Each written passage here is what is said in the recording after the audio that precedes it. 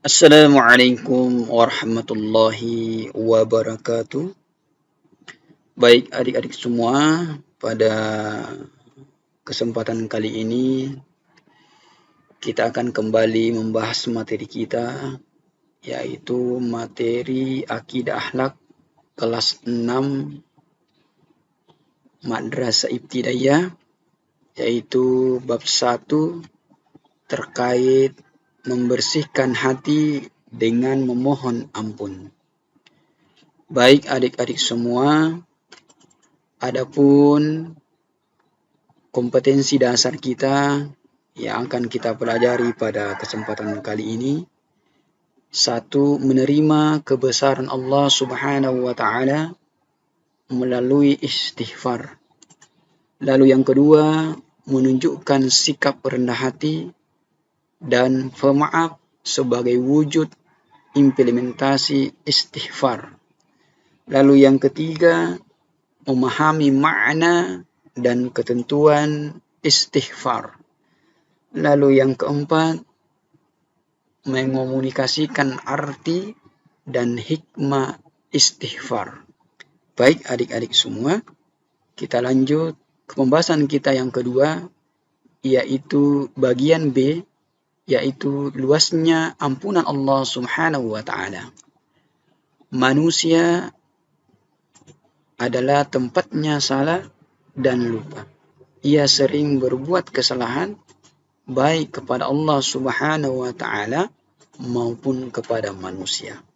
Baik itu dosa ataupun kesalahan kecil ataupun kesalahan yang besar. Baik yang disengaja maupun yang tidak disengaja. Tak ada manusia yang bersih dari kesalahan dan dosa kecuali daripada para nabi-nabi Allah Subhanahu wa Ta'ala. Apa yang harus kita lakukan setelah perbuatan kesalahan tersebut?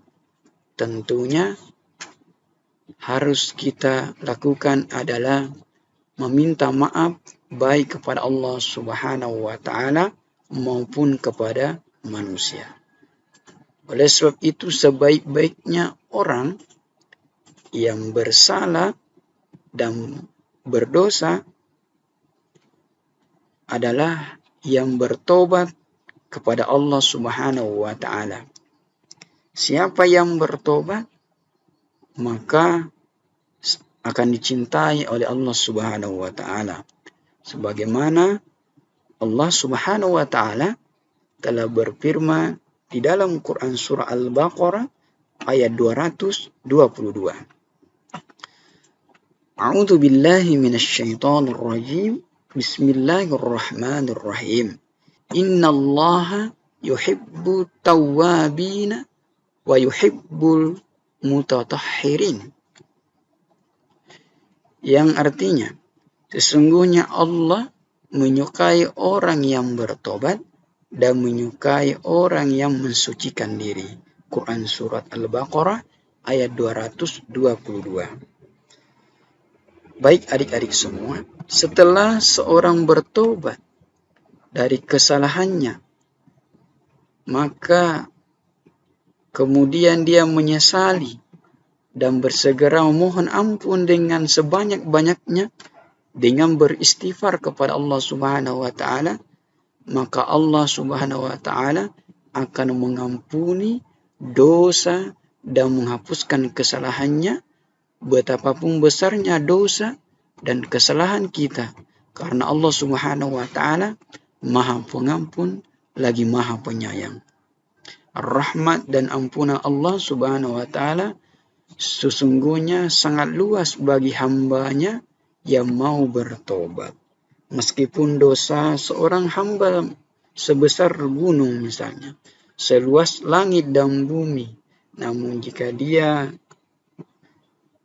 insaf, bertobat, beristighfar kepada Allah Subhanahu wa Ta'ala dengan bersungguh-sungguh, maka dosanya tersebut akan dihapuskan oleh Allah Subhanahu wa Ta'ala.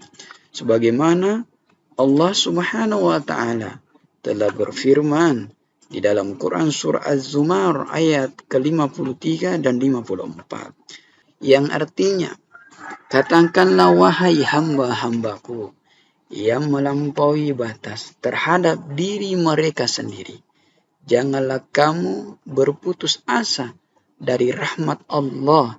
Sesungguhnya Allah mengampuni dosa-dosa semuanya. Sungguh Dialah yang Maha Pengampun, Maha Penyayang, dan kembalilah kamu kepada Tuhanmu dan berserah dirilah kepadanya sebelum datang azab kepadamu, kemudian kamu tidak dapat ditolong. Quran Surah Az-Zumar ayat ke-53 sampai 54. Jadi adik-adik semua, jika seorang telah berbuat salah atau dosa, maka hendaknya bersegera bertobat. Jangan ditunda-tunda, apalagi menunggu di saat sudah tua. Demikian juga di saat kita bersalah kepada sesama manusia, maka kita harus segera meminta maaf. Dan jika orang lain yang bersalah kepada kita, kita pun harus bersegera memaafkannya dan tidak perlu menunggu hari raya. Sebagian mungkin orang menunggu hingga Lebaran datang. Hal ini sungguh tidak dibenarkan. Tidak ada yang mengetahui kapan ajal atau kematian seseorang akan datang. Sebagaimana Allah Subhanahu wa Ta'ala berfirman di dalam Quran Surah Al-A'raf ayat ke-34. Walikulli ummatin ajal, fa'idha ja ajaluhum la yastakhiruna sa'atan wa la yastaghdimun. Yang artinya, dan setiap umat mempunyai ajal atau batas waktu. Apabila ajalnya tiba, mereka tidak dapat meminta penundaan atau percepatan sesaat pun. Quran Surat Al-A'raf ayat ke-34. Baik adik-adik semua, lalu bagaimana cara kita memohon ampun dan meminta maaf? Jika kesalahannya kepada Allah Subhanahu wa Ta'ala, maka hendaknya kita memperbanyak membaca istighfar dan berjanji untuk tidak mengulanginya lagi dan segera berbuat kebaikan, karena kebaikan akan menghapuskan keburukan. Kemudian, jika kesalahannya kepada sesama manusia, maka hendaknya membaca istighfar, bertemu dan meminta maaf secara langsung kepada orang yang bersangkutan dan mengembalikan hak-haknya. Nah, adik-adik semua, itulah cara memohon ampun dan meminta maaf baik kepada Allah Subhanahu wa Ta'ala maupun kepada sesama manusia. Baik adik-adik semua, demikian pembelajaran kita pada kesempatan kali ini. Semoga apa yang Bapak sampaikan bisa bermanfaat untuk adik-adik semua. Untuk itu, jangan lupa kalian untuk mengerjakan soal berikut ini untuk menambah pemahaman kalian terkait pembahasan kita pada kesempatan kali ini. Kita tutup. Assalamualaikum warahmatullahi wabarakatuh.